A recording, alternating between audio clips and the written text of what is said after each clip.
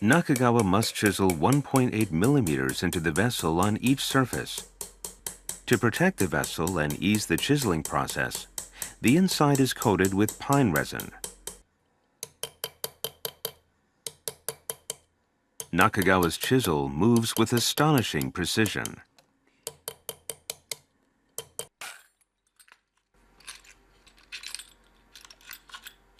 It's time to change tools.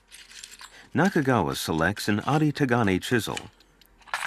He places it against the edge of the depression he has just chiseled and strikes it with his hammer to slightly widen the bottom.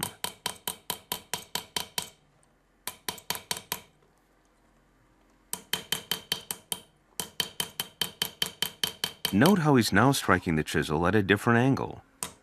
This technique is called Ari Mizotate, which refers to the widening of the bottom of the depression. This slightly widened bottom will hold the inlaid metal securely in place.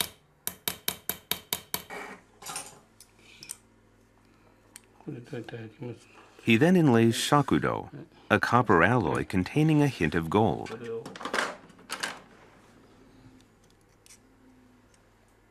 The metal being embedded is called a mongane. The center of the mongane is raised.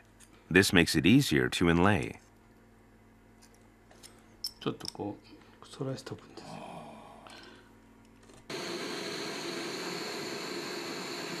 It is then annealed.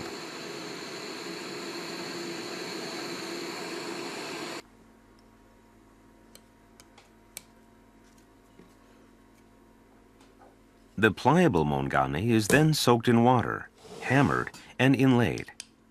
It fits precisely into the depression on the vessel's surface.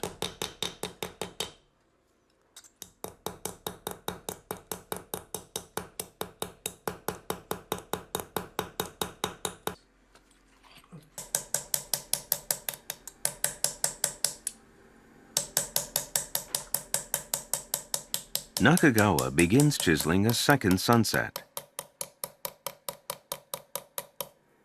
He chisels the edge of the shakudo he has just inlaid. Here he will inlay a second piece of metal. This will create a layered Zougan design. The depression is but 1.5 millimeters in depth, and the inlaid shakudo a mere 0.3 millimeters. Nevertheless, he continues chiseling.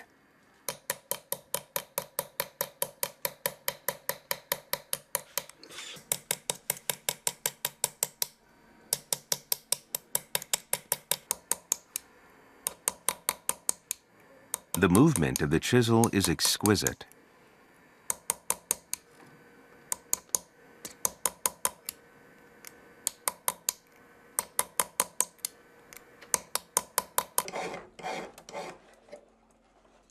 Nakagawa chisels a piece of shibuichi, or 1/4 alloy, so named because it is 3 parts copper and 1 part silver.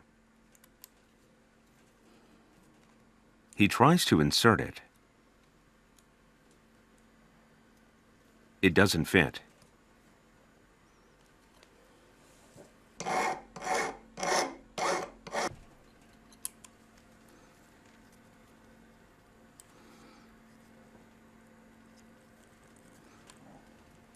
The shibuichi is not as malleable as expected, making it difficult to work with.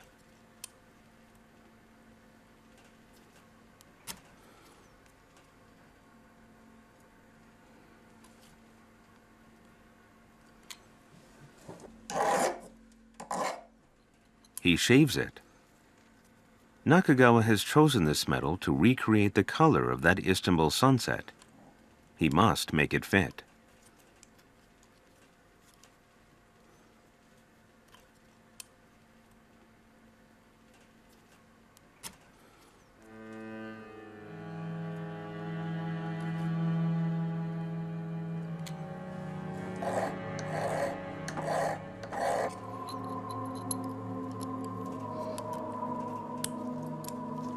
It's still not the right size.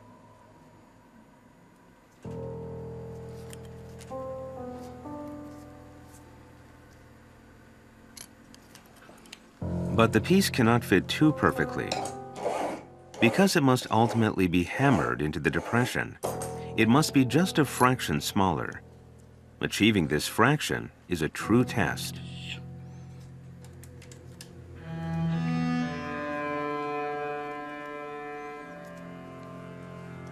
Nakagawa has already spent hours trying to inlay this single mongane.